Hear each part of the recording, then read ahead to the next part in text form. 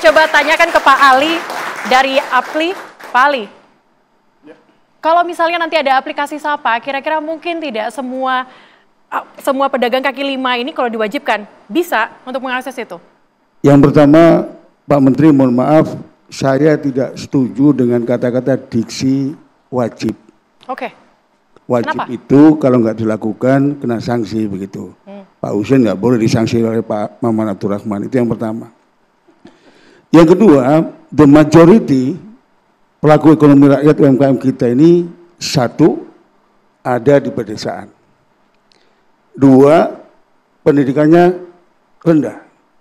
Oleh karena itu mereka banyak yang tidak melek teknologi. Saya Pak Menteri baru dari Serang menggelorakan gerakan pasar rakyat, revitalisasi dan integrasi PKL UMKM.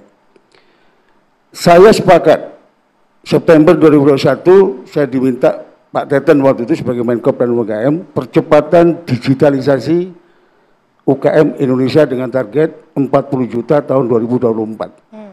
Tapi kenyataannya memang banyak kendala di lapangan. Apa saja kendalanya Pak Ali? Yang pertama, tadi saya sampaikan, satu, teman-teman ini buta teknologi. Yang kedua, tidak mau ribet Pak Menteri. Ya, kami datang ke pasar-pasar, ya, contoh nih kiris misalkan. Kenapa kiris itu banyak tidak dipakai di pasar tradisional yang jumlahnya 17.000 lebih? Karena pemerintah atau bank belum bisa memberikan solusi agar kiris itu begitu masuk bisa dicairkan Pak Maman. Jadi pedagang tidak double modal begitu ya. Kemudian yang terakhir, Sapa UMKM ini saya sangat mendukung Pak Maman. Tapi ada syaratnya ini Pak Menteri. Sepanjang Menteri UMKM statusnya masih Menteri Negara, tidak departemental, hanya 900 sumber daya manusia, barang ini tidak akan berhasil maksimal.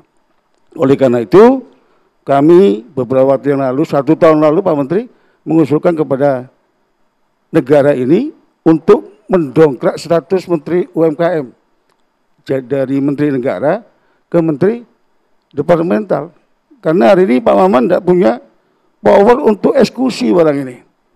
Paling koordinasi dengan pemerintah daerah, dinas, yang itu bukan infrastrukturnya Menteri UMKM. Oleh karena itu kami mendukung soal Sapa UMKM. Yang kedua, barang ini tidak boleh membebani pelaku ekonomi rakyat, juga tidak boleh menakut-nakuti. Saya setuju tadi Pak Maman, ini kalau tidak masuk daftar Sapa UMKM dianggap ilegal. Saya pasti akan turun ke jalan. Berarti, apalagi kena sanksi begitu. Oke, setuju, tapi ada catatannya, gitu. Kalau dari Pak Husein sendiri Pak Husein ini kan kalau tadi disampaikan ini kekurangan, permasalahan utamanya adalah tidak ada handphone yang memadai. Punya handphone tidak Pak? Kurang begitu paham sama HP. Maka istri saya ini. Berarti nggak pegang handphone Pak? Enggak. Oke, nanti kita lanjutkan lagi dialog kita usai jeda, tetaplah bersama kami di Indonesia Business Forum. Oke, Pak Menteri, sebelum kita lanjutkan dialog kita, saya kemarin sempat terjun ke lapangan melihat langsung seperti apa kemudian respon dari pedagang di jalanan soal aplikasi Sapa. Berikut.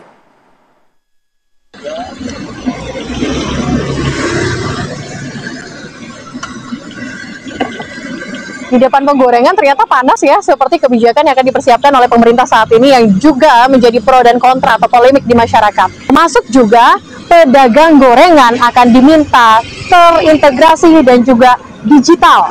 Apakah mereka sudah siap dengan sistem ataupun kebijakan dari pemerintah ini? Kita tanyakan. Saya nggak punya HP-nya Pak Menteri, belum siap ya. Kenapa Pak? Ya kan itu harus punya persiapan ya kan. Persiapan HP-nya kan, kalau itu tempatnya ini kan cuma sementara di sini. Pemerintah nganjurin ya bude nggak keberatan gitu, maksudnya gitu, daripada pegang bude ini kan kadang-kadang kita ada apa gitu nggak tenang juga gitu, gitu aja Neng. Tapi Bu, ini kan apakah Ibu aman Bu kalau mengakses aplikasi, apakah kesulitan nantinya dan sebagainya Bu? Iya, kesulitan juga kalau pakai aplikasi budenya. Soalnya kan Bude juga satu nggak bisa megang HP-nya gitu. Gitu dia.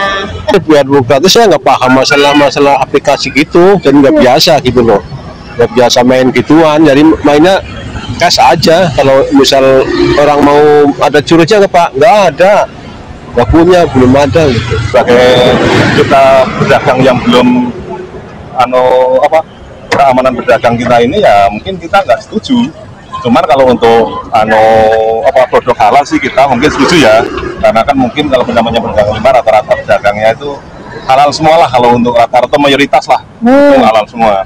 Cuman kalau untuk aplikasi-aplikasi, karena kita itu termasuk pedagangnya belum masuk UMKM, ya kita mungkin keberatan, kecuali kita dikasih tempat UMKM yang tepat lah ya tempatnya, maksudnya ngasihnya dengan tempat UMKM yang posisinya itu sepi. Nah, itu tadi itu adalah suara-suara dari pedagang. Sebelum Pak Menteri menjawab, saya tahu nih pasti Pak Menteri banyak mau menanggapi. Tapi saya mau ke Pak Husin dulu. Pak Husin ini sudah berapa lama Pak berdagang? Dagang asongan sih lama, kayak ngider-ngider di festival, di Senayan, di Lebak Bulus. Kalau ada acara bola gitu, saya ngider-ngider ngasong. Nah, kalau dagang cilok baru 5 tahun di festival. Cuma kalau memang asongan sudah berapa lama Pak Husin? apa? Asongan sudah berapa lama Pak? Asongan lama banget. Kalau setiap ada acara bola, saya dagang, saya ngasong gitu. Kalau dagang dari jam berapa sampai jam berapa Pak Husin?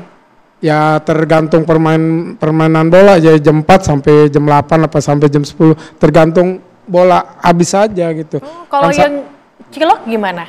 Kalau dagang cilok di sini saya di Niagang, di dekat UKM Niagang tuh. Oke, dari jam berapa Pak? Kalau untuk malah harus 5:30 udah standby, kan airnya harus mendidih.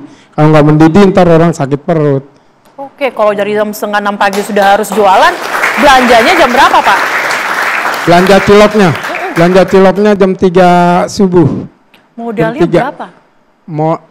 Modalnya 350. Kalau istri saya bikin sendiri jadi 900 lah ya. Cuman itu kan dagang nggak langsung habis, kadang laku 300 cilok, 400 cilok, 500 cilok, ya paling gede 500 cilok lah. Oke, berarti sehari itu dapat berapa Pak Husin?